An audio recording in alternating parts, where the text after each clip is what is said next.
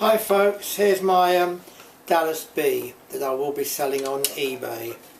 It's a restored model that I've just finished restoring. Basically, I've kept it as original as I can.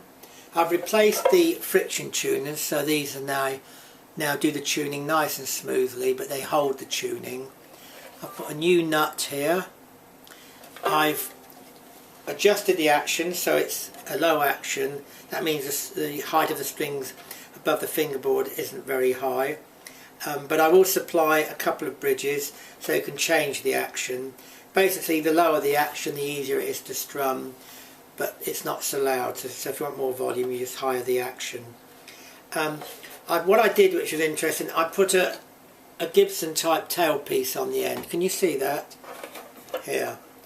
And basically that is because when you strum, sometimes you catch your arm here on the knot ends, and this covers up the knot ends. Not only that, it makes it, in a couple of ways you can put the strings with this. I just tie a knot in the end of the string and just hook it under, but you can tie it round if you want. They're very practical.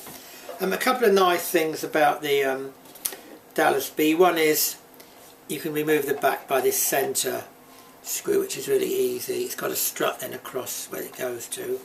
But the ring, the top ring here, metal ring, it has holes in it which the side tensioners fit in, which makes it much easier when you adjust to pull this ring down, because the ones that don't have the holes in, they sometimes tend to bend here and they can snap off, but these are much more efficient.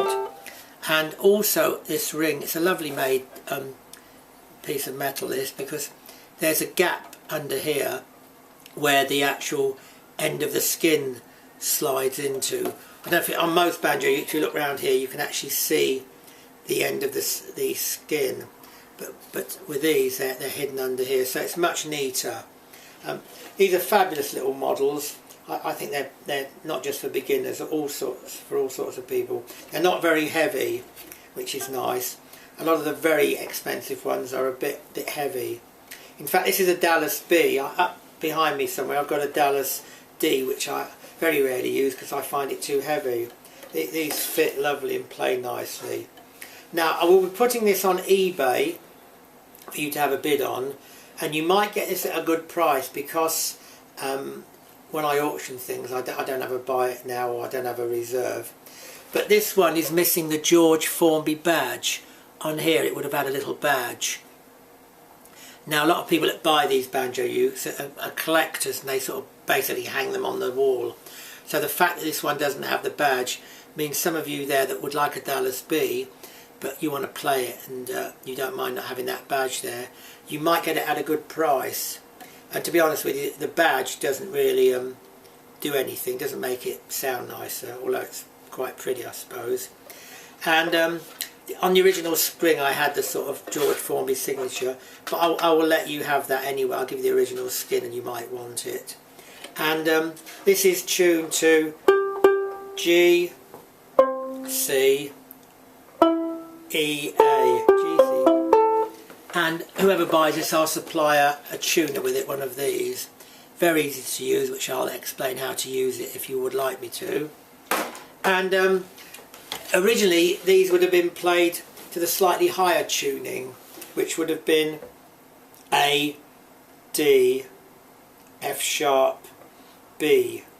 The reason for the higher tuning in the olden days was that a lot of places didn't have PA systems, so they just sort of tuned it up and it threw out the sound a bit more. What I'll do, I'll just demonstrate this with a higher tuning, and then you can tell the difference. I mean, this is a normal tuning. Now I'll tune to show you what the higher tuning, and you don't have to change the strings.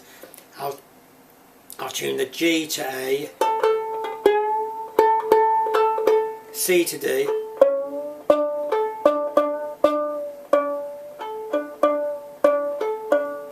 the E to F sharp,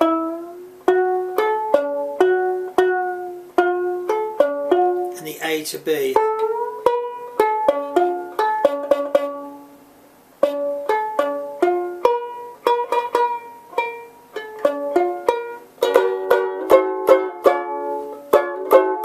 see how it throws the sound out more? So,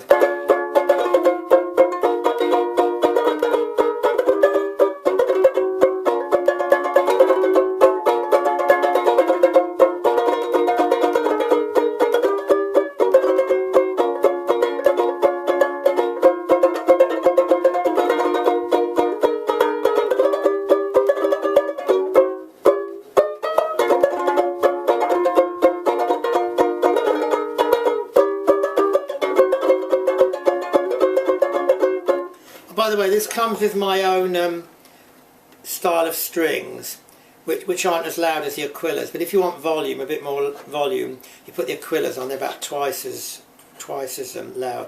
Thing is, they tend to hurt your fingers sometimes. Anyway, if you've got any interest in this and want to get in touch, check out on eBay the next couple of days, or email me on jasperhappy@hotmail.com. And whoever wins this won't be disappointed. Real sweet little instrument, a bit like its owner. Thank you.